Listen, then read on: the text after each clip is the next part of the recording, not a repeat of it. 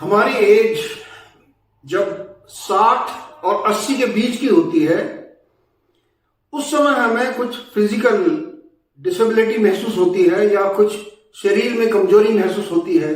कई बार लगता है कि हम कुछ काम करना चाहते हैं लेकिन उसे करने में सक्षम नहीं है। जैसे हमारी इच्छा नहीं होती कि हम बाहर घूमने जाएं, पैदल चलें, लंबी वॉक करके आएं। जैसे हमेशा बताते हैं कि अच्छी हेल्थ के लिए मॉर्निंग वॉक या इवनिंग वॉक के लिए जाना चाहिए। तो स्पेशली एक एज के बाद ऐसी इच्छा अंदर से कम होने लगती है क्योंकि वो एग्जर्ट नहीं करना चाहते। अब इसका भी सॉल्यूशन है। ऐसा नहीं है कि ये अगर कोई वॉक नहीं कर रहा है तो उसकी सेहत अच्छी नहीं रहेगी। अच्छी खबर यह है कि इसके अलावा बहुत सी ऐसी चीजें हैं जो मैं आपको इस वीडियो में दिखाऊंगा और बताऊंगा। वीडियो के अंत तक आप बने रहें। और खास तौर से जो लास्ट की 2 चीजें मैं बताने जा रहा हूं वो इतने इंपॉर्टेंट है कि वो आपको जो एज रेस्ट्रिक्शंस की वजह से हम मूवमेंट नहीं कर पाते, सपोज बिस्तर से ही उठना है तो हमें किसी के सहारे की जरूरत पड़ती है या बहुत मुश्किल से उठ पाते हैं, या सडनली चेयर से उठ करके हमें चलना हो तो कष्ट होता है। कई बार हाथ पैर घुटनों पर हाथ रख के उठना पड़ता है, या चेयर का सहारा भी लेने लगे, चेयर एक साइड में पलट जाए, चोट लगने का डर रहता है, या कई बार बाथरूम में ऐसा होता है कि हम गिर जाते हैं। इन सभी समस्याओं से छुटकारा पाना बहुत आसान है और आप अपने जीवन दिनचर्या जो है उसमें छोटे छोटे बदलाव यदि आप करते हैं धीरे धीरे, आपको जिम जाने की जरूरत नहीं है, आपको अचानक कुछ नया करने की और बहुत मजबूत करने की जरूरत नहीं है। छोटा सा बदलाव आपके जीवन को, जो लंबी उम्र है उसको सुखी और उम्र को बहुत ही अच्छी बना देगा। आप खुश रहेंगे। इस वीडियो में मैं आपसे 5 ऐसी चीजें शेयर करूंगा जो आपके लिए मिरेकल साबित होने वाली हैं। क्योंकि जब हम ओल्ड एज में होते हैं 2-3 चीजें बड़ी कॉमन होती हैं। जैसे मसल में क्रैम्प पड़ जाना, उसमें बहुत दर्द होता है, आदमी उठ नहीं पाता, चल नहीं पाता, अचानक गिर जाना, और कई लोग अगर ऊपर वाले की दुआ से ऐसे सब ठीक ठाक है तो वो चलने फिरने में या तो सक्षम नहीं होते या उन्हें किसी के सहारे की जरूरत होती है, और सहारा अवेलेबल नहीं है। अवेलेबल होता है तो किसी को रखना पड़ेगा आपकी सेवा के लिए, जो कि बहुत ही कॉस्टली भी होता है और उनका कोई डेडिकेशन की गारंटी भी नहीं होती है।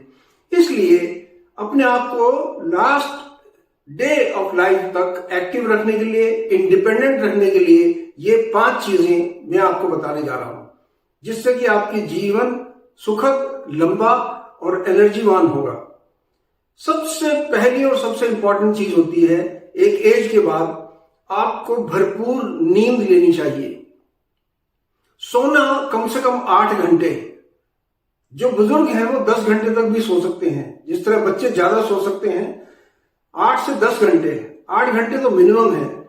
और नींद भी ऐसी जिसमें डिस्टरबेंस कम से कम हो, रात को 3-4 बार उठना ना पड़े, ऐसी नींद।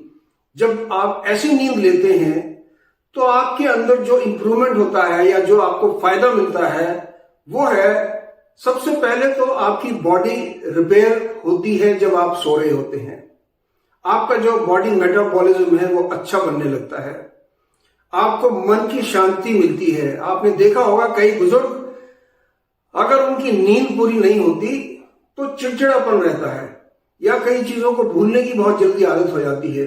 उन्हें कुछ भी बताओ वो 2 सेकंड में भूल जाते हैं, नाम भूल जाएंगे, शक्लें भूल जाते हैं। ये भी एक प्रॉब्लम है। एक एंजाइटी बनी रहती है, यानी आदमी को बेचैनी रहती है अंदर से अगर नींद पूरी नहीं है। लेकिन यदि नींद आपकी पूरी है तो आप शांत मन से अपना दिन अच्छा व्यतीत कर सकते हैं, अगले दिन के लिए आपको अच्छे से तैयार कर सकते हैं और अपना जीवन ज्यादा सुखमय बना सकते हैं। नींद को अच्छा बनाने के लिए आपके बेडरूम के अंदर सबसे पहले तो सोने से पहले आपको अपने मोबाइल, लैपटॉप और टीवी ये सब बंद कर देने चाहिए, कम से कम आधा घंटा पहले। क्योंकि जब आप स्क्रीन देखते देखते सोते हैं तो वो भी एक टेंशन का कारण बनती है और आपकी जो नींद है वो डिस्टर्ब होती है। अब लाइट जो है कमरे के अंदर बिल्कुल अंधेरा करके ना सोएं। बहुत हल्की सी लाइट जरूर रखें ताकि अचानक आपको उठना पड़े या आपको ये लगे कि पता नहीं मैं अंधेरे में कहाँ हूं, गलत डायरेक्शन में आप चले जाएं, फिर भी थोड़ी सी लाइट आपके कमरे में होनी बहुत जरूरी होती है। तीसरा, सोने से पहले डीप ब्रीदिंग यानी लंबे सांस, करीबन 5 मिनट तक लंबे सांस आप लेते रहें। उससे क्या होगा कि आपका जो बॉडी स्ट्रेच है वो अच्छा बनेगा, ऑक्सीजन लेवल अंदर अच्छा बन जाएगा और जो आपका जो बॉडी मेटाबॉलिज्म है वो अच्छे से काम करने लगेगा, ब्लड सर्कुलेशन अच्छा होने लगेगा। दूसरी जो सबसे इंपॉर्टेंट चीज आती है वो है आपकी सेडेंटरी लाइफ, यानी यदि आप बैठे बैठे जीवन बिता रहे हैं तो आप अपने लिए बहुत बड़ी प्रॉब्लम खड़ी करने जा रहे हैं। कई लोगों की हैबिट होती है रिटायरमेंट के बाद 70 साल 80 साल के बाद वो केवल बैठे रहते हैं, बैठ करके टीवी देखते रहेंगे, खाना बैठ करके ही खाएंगे, कहीं जाना है तो थोड़ा बहुत चले और फिर जाकर के बैठ गए, जहां भी मौका मिला वहां जाकर के बैठे रहे। यदि आप दिन का 70 से 80% टाइम सिर्फ बैठ करके या लेट करके गुजारते हैं तो आप बहुत बड़ी प्रॉब्लम में फंसने जा रहे हैं। इसका सिंपल फार्मूला है कि लगातार नहीं बैठना चाहिए। जब आपको थकान महसूस हो डेफिनेटली आप बैठिए, आधा घंटा बैठिए, आधे घंटे के बाद उठिए, अपने आप को मूव कीजिए, स्ट्रेच कर सकते हैं। इस तरह से आप अपनी बॉडी को स्ट्रेच करें, ऊपर हाथों को स्ट्रेच करें या नीचे की तरफ कंधों को स्ट्रेच करें, किसी भी तरह से बॉडी मूवमेंट इस तरह से आप कर सकते हैं तो आपको एक एनर्जी भी वापस मिलेगी और आपकी जो सेडेंटरी यानी जो शिथिल लाइफ है वो खत्म हो जाएगी। छोटी छोटी चीजें आप बैठना अवॉइड करने के लिए कर सकते हैं। यदि फॉर एग्जाम्पल आपने पानी लेने जाना है, किसी को आवाज ना लगाए, आप उठिए, किचन में जाइए, अपना पानी पीजिए, अपना ग्लास उस जगह पर रख दीजिए जहां वॉशिंग होनी है और वापस आकर के आप 10 मिनट बैठ जाइए। यदि आप कई बार होता है आपको टीवी देखने का शौक है तो टीवी यदि हम बैठ करके इस तरह से देख रहे हैं तो आपकी जो बॉडी है वो शिथिल हो जाती है, मसल क्रैम्प जल्दी बनेंगे, बॉडी में ब्लड सर्कुलेशन धीरे होगा और आप एक लेथार्जिक एटीट्यूड के अंदर जाते जाएंगे। इसका लंबे समय के बाद बहुत बड़ा नुकसान होता है। टीवी भी देखना हो, यदि आपको बहुत समय नहीं बैठना है तो उसका सिंपल तरीका है कि आप चेयर पर ही हाथ रख करके खड़े हो जाइए, थोड़ी देर टीवी देखते रहिए, आपको लगे थकान हो रही है थोड़ी देर बैठ जाइए, फिर थोड़ा सा चल फिर लीजिए, आकर के वापस टीवी देख लीजिए या कुछ और कर लीजिए। छोटी छोटी चीजें हैं जो आपको मूवमेंट में डाल सकती हैं। यदि ऐसा कुछ नहीं है तो आप अपने घर के छोटे छोटे काम, अपने कपड़े तय करके रख दीजिए, अपना बेड ठीक कर दीजिए, घर के अंदर दाएं बाएं कोई चीजें पड़ी हुई है उन्हें ठीक कर दीजिए। ये आपकी बॉडी को एक्टिविटी देगी। इसमें आपको बहुत ज्यादा कोई मेहनत करने की जरूरत नहीं है, वॉकिंग या रनिंग के लिए जाने की जरूरत नहीं है, जिम जाने की जरूरत नहीं है। ये सब काम आप अपने लिए पैदा कर सकते हैं। अपने जो खुद के कपड़े हैं उन्हें ठीक से हैंगर में टांग दीजिए, ये भी आपके लिए एक एक्टिविटी है।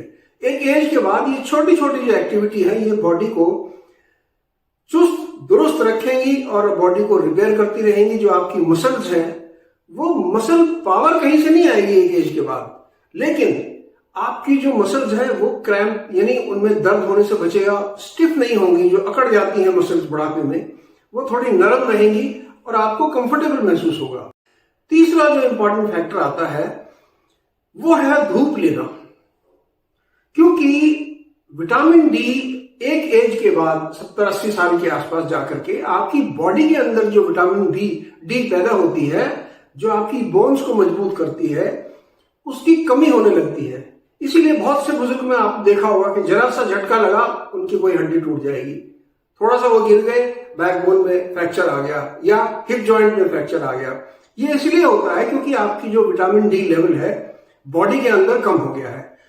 और अगर विटामिन डी लेवल कम है तो वो सिर्फ टेबलेट खाने से पूरा नहीं होगा, आपको नेचुरल विटामिन डी लेना पड़ेगा और जो आपको फ्रीली सूरज की रोशनी में अवेलेबल है। तो ये जो फ्री की धूप आपको विटामिन डी मिल रही है इसे लेना मत भूलिए। ये आपके लिए तीसरा सबसे इंपॉर्टेंट फैक्टर है, क्योंकि जैसे ही आप विटामिन डी की पूर्ति करते रहेंगे आप में बॉडी में लचीलापन भी रहेगा, आप फ्रेश भी महसूस करेंगे और विटामिन डी की कमी भी, और आपको फ्रेश एयर जो है वो आपकी बॉडी में जाती रहेगी। केवल कमरे में बंद होकर के अपनी लाइफ को जीना छोड़ दीजिए, यह आपके लिए तीसरा फैक्टर है। चौथा जो बहुत ही इंपॉर्टेंट फैक्टर मैं आपको बताने जा रहा हूं वो है, जब भी हम कहते हैं हमारी जो बॉडी शिथिल होने लगती है, जिसे कहते हैं ना कि आदमी का जीवन नीचे से ऊपर की तरफ समाप्त होता है, यानी हमारी जो जिसे कहते हैं डेथ हमारी लेग्स में आनी शुरू होती है और ऊपर तक आती है। यदि आपके पैर खराब होने लगे हैं, आपके घुटने दर्द करने लगे हैं, आपको जॉइंट पेन होने लगा है, तो आपको सतर्क होने की जरूरत है। अपने पैरों की एक्सरसाइज करना बहुत जरूरी है। एक तो जैसे मैंने कहा कि कुछ कुछ समय के बाद खड़े रहिए तो आपके पैरों की एक्सरसाइज ऑटोमेटिक हो जाएगी।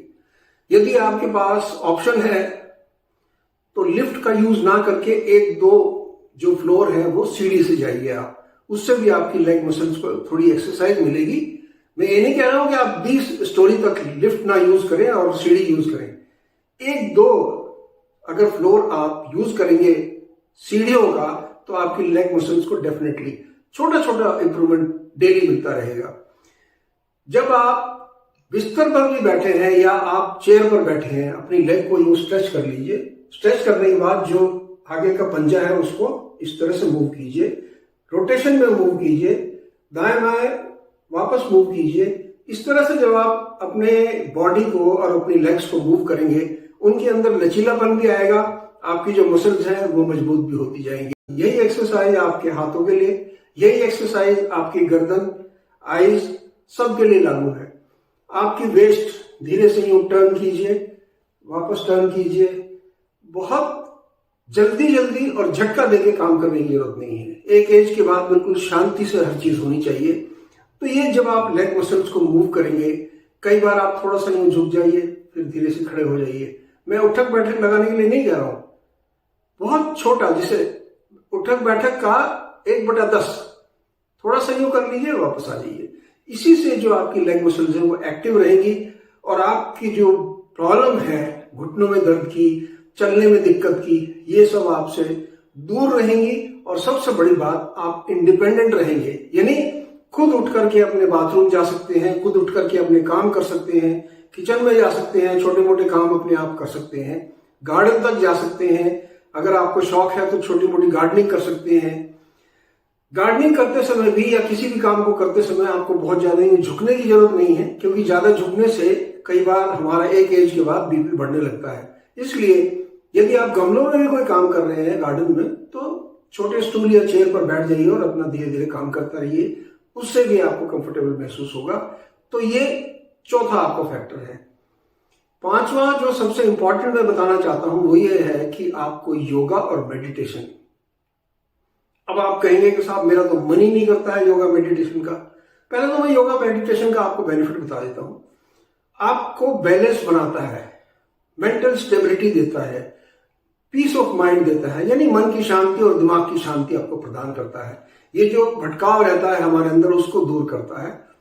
योगा हमारी जो बॉडी मसल्स हैं, बॉडी जॉइंट्स हैं, हमारे नी जॉइंट्स हैं, पैरों की उंगलियां हैं, उन सबको मूवमेंट करने की वजह से, वेरियस एक्सरसाइज करने की वजह से हमारी चेस्ट, हमारा ब्रीदिंग प्रॉब्लम, हमारे जो श्वास नली है या डाइजेस्टिव सिस्टम है, सबको सपोर्ट करता है योगा। लाइट योगा एक्सरसाइज, बहुत ज्यादा स्ट्रॉन्ग या स्टिफ होने की आपको जरूरत नहीं है। अगर आपको लगता है कि आप योगा केवल 10 मिनट कर सकते हैं तो केवल 10 मिनट कीजिए। सेलेक्टिव एक्सरसाइज जो आपकी एज के लिए है, यानी हाथों की, उंगलियों की, पैरों के पंजे की, साइकिलिंग मूवमेंट धीरे धीरे पैरों का, हाथों का, ये जो योगा एक्सरसाइज है, और मेडिटेशन यदि शांति से कुछ समय बैठ सकते हैं। सबसे बड़ा फायदा योगा करने का है कि आपको कोई बहुत बड़ा इक्विपमेंट लाने की जरूरत नहीं है, कहीं जिम जाने की जरूरत नहीं है। अपने कमरे में शांति की एक जगह ढूंढिए, आराम से आलती पालती मार करके बैठ जाइए, आपकी योगा एक्सरसाइज पूरी हो जाएगी। ये योगा का बहुत बड़ा फैक्टर है और बहुत बड़ा फायदा है। अब आपको लगता है कि साहब मैं इतना रेगुलर नहीं हो सकता, मेरे बस की नहीं है कि मैं डेली उठ करके ये करूं, कभी योगा करने जाऊं, कभी धूप में जाऊं, कभी ये करूं। छोड़ दीजिए सारी चीजें। जो मैंने 5 चीजें बताई हैं, यदि आपको अच्छी लगी हैं, आप मेरे चैनल पर नए हैं तो चैनल को सब्सक्राइब, वीडियो को लाइक शेयर करना ना भूलें। अब मैं आपको बताता हूं last but not the least, क्योंकि अपने लिए तो आपको कुछ ना कुछ करना ही पड़ेगा। अगर आपको कुछ भी ये रूटीन फॉलो नहीं करना है, मत कीजिए। सिंपल काम कीजिए। जब भी आपको अंदर से फीलिंग आए कि चलो मैं उठ के थोड़ा चलता हूं, बाथरूम तक चला जाता हूं, किसी छोटे बच्चे के साथ, आपके ग्रैंड चिल्ड्रन हो या आस पड़ोस में कोई हो, उनके पास मिल आता हूं, जरूर जाइए, ये मोमेंट रखिए। आज एक बर्तन ही धो देता हूं, मेरा ग्लास गंदा पड़ा है, मैं अपने आप धो देता हूं। आप ये एक्टिविटी कर लीजिए। अपने जो बेड की चादर है उसे झाड़ करके दोबारा बिछा दीजिए। ये भी अगर आप करते हैं तो भी आप सेडेंटरी लाइफ से बचे रहेंगे। और अगर आप ये भी नहीं कर सकते तो बहुत बड़ा क्वेश्चन मार्क है, जिसके बारे में मैं आपसे बात नहीं करना चाहूंगा। ये सब प्रॉब्लम आप खुद सॉल्व कर सकते हैं और आपको फायदा नंबर 1, आप बाथरूम में खड़े खड़े गिरेंगे नहीं। गिरने की बहुत बड़ी प्रॉब्लम होती है बुजुर्गों के अंदर। आप स्लिप नहीं होंगे, आप किसी का सहारा नहीं लेंगे, क्योंकि बिना हेल्प के बाथरूम जाना ये भी एक अचीवमेंट है 80 साल की उम्र के बाद। इसलिए इन चीजों को फॉलो कीजिए। वीडियो अच्छी लगी हो तो अपने कमेंट बॉक्स में अपने कमेंट जरूर दीजिए। इसी प्रकार की और वीडियो देखने के लिए मेरे चैनल से जुड़े रहें। मैं उम्मीद करता हूं कि आप हेल्दी रहें एक एज के बाद और खुश रहें। आपका जीवन लास्ट डे ऑफ लाइफ तक एक्टिव रहना चाहिए। मैं इस वीडियो में यही मैसेज देना चाहता हूं। Take care.